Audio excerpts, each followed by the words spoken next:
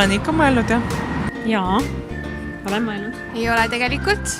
Ma arvan, et üsna tavaline asi, mida noored inimesed teevad, et eriti ei mõtle selle peale üldse. No ma ikka mõtlen päris pidevalt, jah. Вы знаете, да, задумывалась. Ma olen pensionär. Ja ikka olen mõelnud. Mitte eriti palju. Nipet-nepet ikka.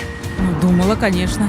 I did, but it's so far in the future. These days it's just like it's in the age that we're never gonna live till probably because like life is so busy and stressful.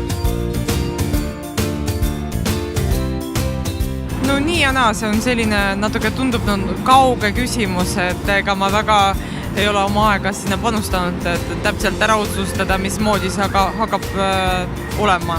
Ma olen võib-olla nii palju mõelnud, et ma nagu arvestan sellega, et ilmselt sellel ajal, kui mina olen pensionil, siis tegelikult riigilt väga ilmselt tuge ei ole, et peab ikka ise kindlustama oma selle pensioni ja... Well, my grandparents about the pension in Estonia is so small and it's so disappointing. So at the moment I'm trying not to think about it. I know that's the time when you're paying the tax and when you need to think about it, but I'm trying to stay away from it.